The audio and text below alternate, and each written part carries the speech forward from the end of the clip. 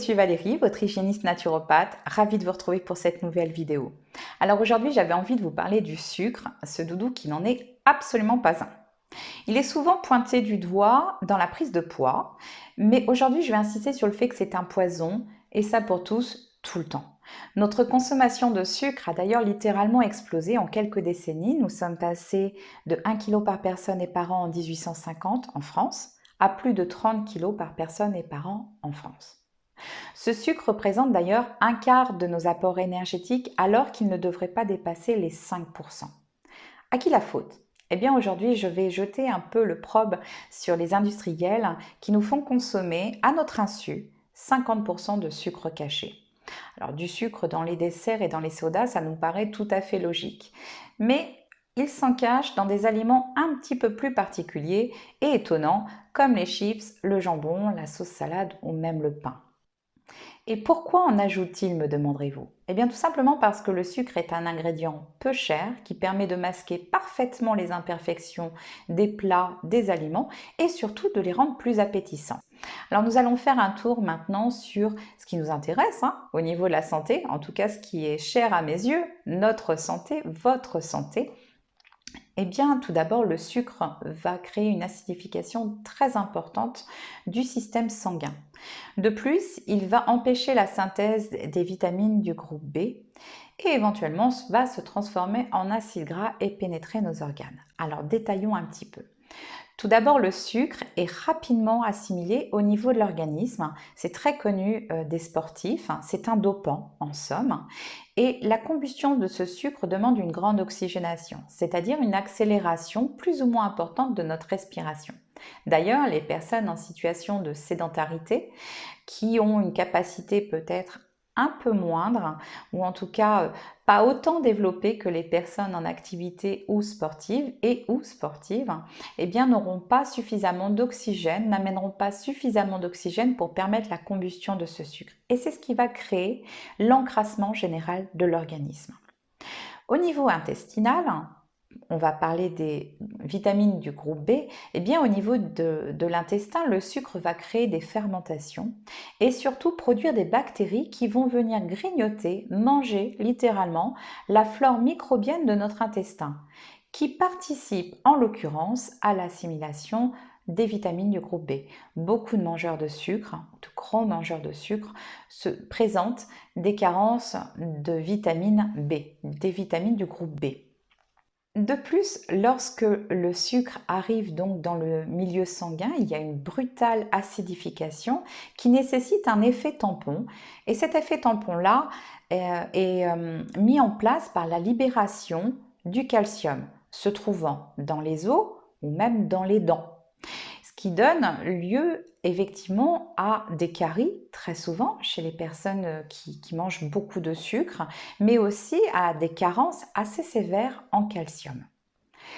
Le foie a un grand rôle à jouer, bien entendu, dans l'assimilation du sucre, parce que le sucre va y arriver sous forme de polysaccharides et se décomposer et entrer ensuite dans le milieu sanguin pour répondre à un besoin éventuel du corps. Mais lorsqu'il n'y a plus de place, c'est-à-dire que nous mangeons trop de sucre, eh bien le foie va enfler et inscrire ou sortir une petite pancarte, un écriteau sur lequel il y aura noté complet.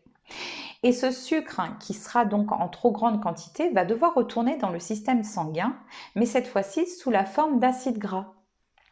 Il va trouver un endroit sympa pour y loger parce qu'au final, il n'a pas la nécessité d'être dans notre système sanguin et il va trouver un endroit où se loger et y rester comme notre menton, merci double menton, nos fesses, nos hanches, nos cuisses, etc. Alors donc un sucre est logé, il trouve l'endroit comme je l'ai dit bien sympathique et puis un autre arrive et se dit tiens ça a l'air vraiment sympathique cet endroit et c'est comme ça en fait pour des millions de sucres, tout simplement.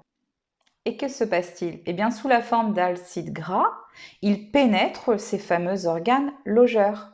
Du coup, les organes ne peuvent plus fonctionner correctement. Et pire encore, ce qui va se passer, c'est que ces acides gras vont se condenser et former des espèces de cristaux. Ces cristaux vont donner lieu à des pathologies comme la maladie de Hodgkin, mais ça peut aller jusqu'à la leucémie, jusqu'à un cancer. Donc c'est vraiment grave, ça peut avoir de graves conséquences, le fait de consommer trop de sucre. Alors je terminerai par vous parler de l'addiction. Hein, peut-on vraiment parler d'addiction en ce qui concerne le sucre? Eh bien oui. Bon, on l'entend assez régulièrement et je vais insister là-dessus, c'est aussi addictif que la drogue ou l'alcool. On compare même l'addiction au sucre à celle de l'héroïne. C'est quand même incroyable. Et en fait, il y a une raison assez simple. Depuis la plus tendre enfance, depuis notre naissance, nous sommes cajolés, bercés, amadoués, chouchoutés par ce sucre. Et oui, rappelez-vous de ce petit bonbon donné parce que vous aviez supporté courageusement le vaccin chez le médecin, ou encore cette pâtisserie, cette douceur sucrée parce que vous êtes fait mal en tombant dans la cour de l'école, etc., etc. On a tous connu ces moments sucrés dans notre enfance. Ça nous rappelle certes de bons souvenirs, mais le sucre s'inscrit au même titre que la drogue dans notre cerveau et il cause des dommages absolument effroyables.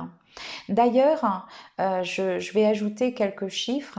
En 2017, dans la revue scientifique The Lancet, une étude canadienne est parue montrant que les grands consommateurs de sucre avaient un risque de mort accrue prématurée de 28%. Et en diminuant simplement de 5% sa consommation de sucre et en remplaçant par exemple par la consommation de bonnes huiles, comme les huiles de colza, de lin ou autres, eh bien nous avions tout à gagner puisque c'est 12% de vie qui est gagnée. Ça vaut vraiment le coup de revenir à une alimentation qualitative. Et je vais bien entendu vous parler des fruits et des légumes parce que voilà, c'est un peu mon cheval de bataille, les fruits et les légumes.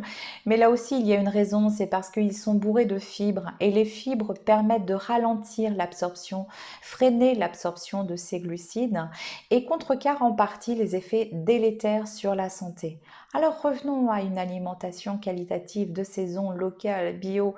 Allez-y, mangez des fruits, des légumes. C'est pas pour rien qu'on vous le dit, c'est qu'il y a vraiment des raisons et que c'est très bon pour votre santé. Faisons attention au sucre, méfions-nous de celui-ci comme de la peste. Merci d'avoir regardé cette vidéo. Nous nous retrouvons très bientôt pour une prochaine. En attendant, n'hésitez pas à liker et à commenter. Je me ferai un plaisir de vous répondre.